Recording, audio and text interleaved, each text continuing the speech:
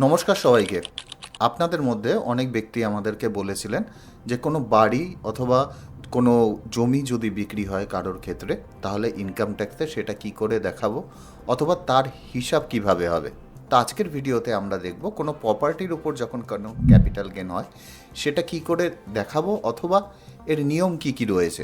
তা প্রথমে যদি আমরা আসি যে ক্যাপিটাল গেন কি, সেক্ষেত্রে বলতে হবে কোনো ব্যক্তি যদি তার কোনো জমি বাড়ি ইত্যাদি বিক্রি করে, এর মধ্যে অবশ্যই শেয়ার অথবা মিউচুয়াল ফান্ডও রয়েছে। আমরা সেই জিনিসটাকে এই মুহূর্তে এখানে ঢোকাচ্ছি না, গুলিয়ে যাবে ব্যাপারটা, পরে কোনো ভিডিওতে ওটা নিয়ে আবার ডিটেলে আলোচনা করব। যখন কোনো জমি বাড়ি বিক্রি করে তখন সেখান থেকে যে লাভ হয় তাকে ক্যাপিটাল গেন বলে।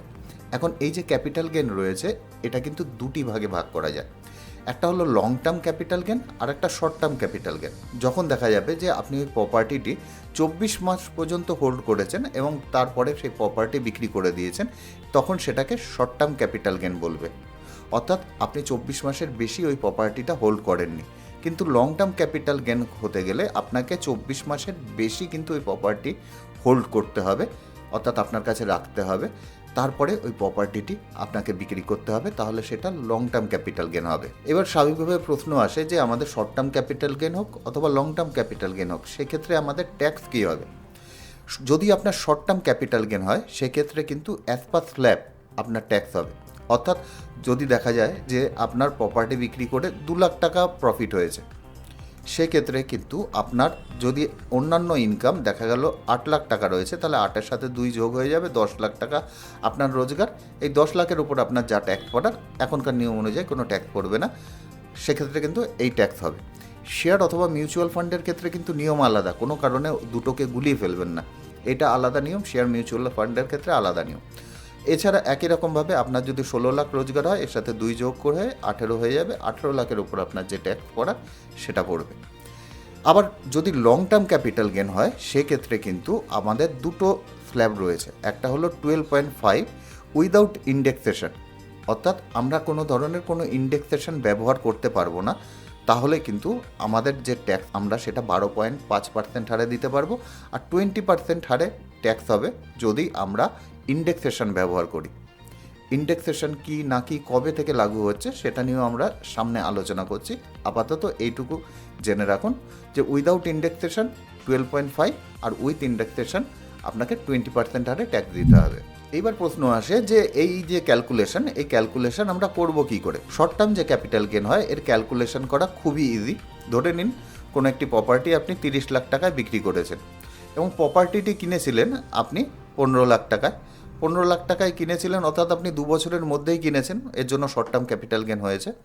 এইবার আপনার ওই প্রপার্টি ইমপ্রুভমেন্টের জন্য খরচ হয়েছে 3 লাখ টাকা। এটা বিভিন্ন রকমভাবে হতে পারে। ধরুন আপনি একটা ফাঁকা জমি কিনেছেন, ওখানে একটা বাড়ি তৈরি করেছেন, অথবা সেই জমিতে পাঁচিল দিয়েছেন, অথবা আপনি বাড়ি তৈরি করেছেন, সেখানে ইন্টেরিয়ারের কাজ করেছেন।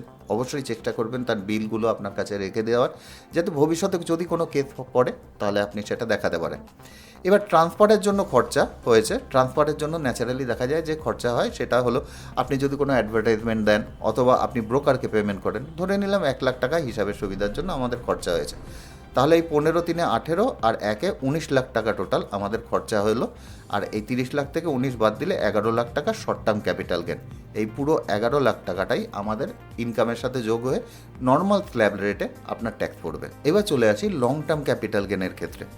লং টার্ম ক্যাপিটাল গেনের ক্ষেত্রে বলে রাখি এই 23শে জুলাই 2024 এই ডেটটা কিন্তু খুব ইম্পর্টেন্ট, কেননা ওই ডেটে যখন বাজেট পেশ হয় তখন কিন্তু আমাদের গভর্নমেন্ট যেই জিনিসটা বলেছিল যে ইন্ডেক্সেশন ব্যবহার করা যাবে না, কিন্তু পরে অবশ্যই গভর্নমেন্ট এই ইন্ডেক্সেশনের বেনিফিটটা আবার আমাদের কাছে নিয়ে এসেছিল, কিন্তু বলেছিল যে 23শে জুলাই 2024 আগে যদি আমাদের প্রপার্টি কেনা থাকে তাহলে আমরা ইন্ডেক্সেশন ইউজ করতে পারবো, আর যদি 23শে জুলাই 2024 পরে প্রপার্টি কেনা হয়ে গিয়ে থাকে সেক্ষেত্রে লং টার্মের ক্ষেত্রেও আমরা কিন্তু আমাদের ইন্ডেক্সেশন ব্যবহার করতে পারবো না।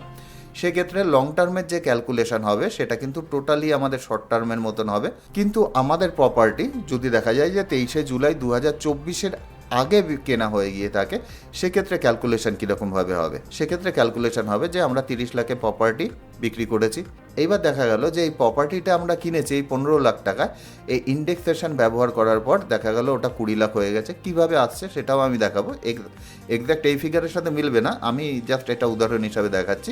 এবার কস্ট অফ যে ইমপ্রুভমেন্ট ছিল, আমরা যে ওখানে কোনো ধরনের কাজ করেছি ওটা 5 লাখ টাকা হয়ে গেছে। ট্রান্সফার যে প্রাইস ছিল ব্রোকারকে সেটা তো 1 লাখ টাকাই থাকবে, তা total long term capital gain আমাদের 4 লাখ টাকা হচ্ছে। এক্ষেত্রে আমরা 54-এর যে বেনিফিট, সেই বেনিফিট যদি নিতে চাই আমরা নিতে পারি। আমি ধরে নিলাম এখানে সুবিধার জন্য 2 লাখ টাকা আমরা ওই বেনিফিট নিয়েছি, এবং সেগুলো কী কী বেনিফিট পরে আলোচনা করছি। সুতরাং টোটাল আমাদের লং টার্ম ক্যাপিটাল গেন হচ্ছে 2 লাখ টাকা। এবার চলে আসি যে আমরা এই ইন্ডেক্সেশনের বেনিফিট কিভাবে নিতে পারি। তাই এখানে পুরো একটা উদাহরণ দেওয়া রয়েছে। ধরে নিলাম মিস্টার এ একটা প্রপার্টি কিনেছিল, রেসিডেন্সিয়াল অ্যাপার্টমেন্ট। এটা কিনেছিল 1 জানুয়ারি 2017-তে, অর্থাৎ এটা 17-18-র কেস। এবার 20 লাখ টাকায় কিনেছিল। এবার 1 মে 2020-তে ইন্টেরিয়ার করে, অর্থাৎ এই যে ইন্টেরিয়ার করে এটা 20-21-এর কেস। এইবার তিনি 1 মে 2025-এ 60 লাখ টাকা এটা বিক্রি করে। সুতরাং এটা হলো 25-26-এর কেস।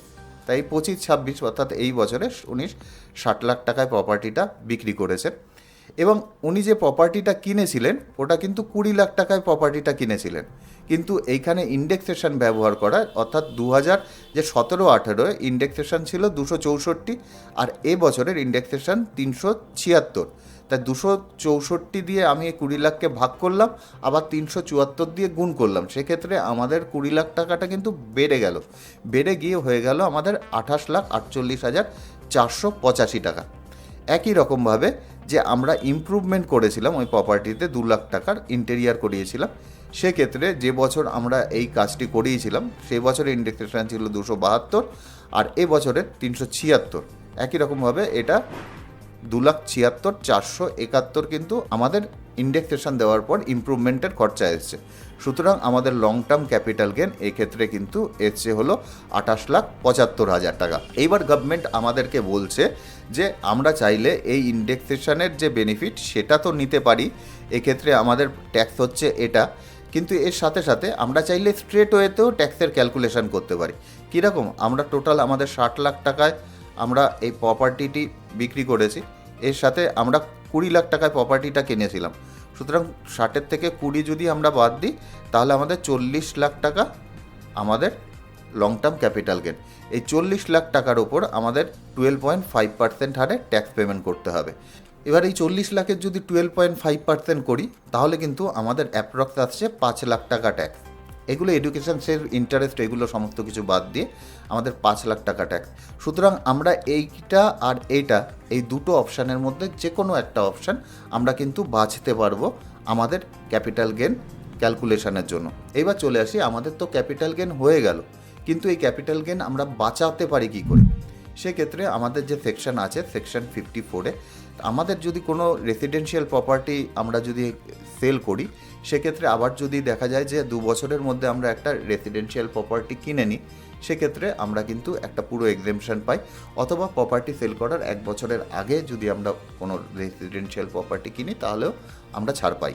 আমরা যদি কোনো প্রপার্টি বিক্রি করার পরে 6 মাসের মধ্যে আমরা যদি যে ক্যাপিটাল গেন বন্ড, সোজা কথায় যদি বলতে যাই যে আরবিআই ক্যাপিটাল গেন বন্ড, আপনি এসবিআইতে গিয়ে যদি ওদেরকে জিজ্ঞাসা করেন তাহলে কিন্তু আপনি 50 লাখ টাকা পর্যন্ত আপনার ক্যাপিটাল গেন সেভ করতে পারবেন। যদি ওর ইন্টারেস্ট রেটটা অনেকটাই কম হয় তবু আপনি চাইলে কিন্তু এটা সেভ করতে পারবেন। এছাড়াও আপনি 54F-এ এনি ক্যাপিটাল অ্যাসেট যদি আপনি বিক্রি করেন এবং তার বদলে কোনো যদি রেসিডেন্সিয়াল প্রপার্টি কেনেন, সেক্ষেত্রেও কিন্তু আপনি এই এক্সেমশন নিতে পারেন।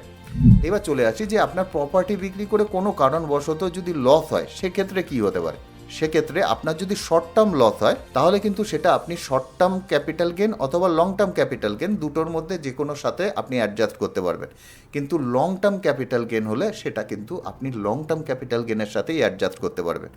এছাড়া এই যে লস আছে, এই লস কিন্তু আপনি 8 বছর পর্যন্ত ক্যারি ফরওয়ার্ড করতে পারেন। অর্থাৎ এই 8 বছরের মধ্যে আপনার যদি কোনো ধরনের কোনো ক্যাপিটাল গেন হয়ে থাকে তাহলে কিন্তু তার সাথে আপনি সেটা সেট অফ করতে পারবেন।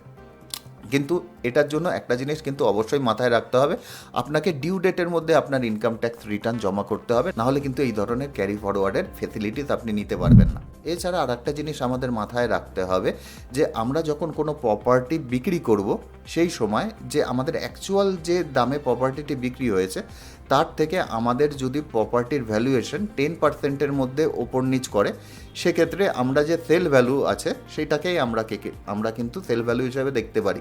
কিন্তু আমাদেররা যে অরিজিনাল ভ্যালুতে যেটা আমাদের দলিলে লেখা আছে তার থেকে ভ্যালুয়েশন যদি 10%-এরও বেশি হয়, সেক্ষেত্রে কিন্তু যে ভ্যালুয়েশন আছে সেটাকেই আপনার সেল ভ্যালু হিসাবে ইনকাম ট্যাক্স দেখবে। আজকের ভিডিও এত পর্যন্ত। আমরা নেক্সট দিনের ভিডিওতে দেখাবো ইনকাম ট্যাক্স ফর্মের মধ্যে আপনারা কি করে আপনাদের ক্যাপিটাল গেন এই প্রপার্টি সেল করলে দেখাতে পারেন। আশা করি ভিডিওটি থেকে আপনাদের অল্প কিছু হলেও ভ্যালু প্রোভাইড করতে পারলাম।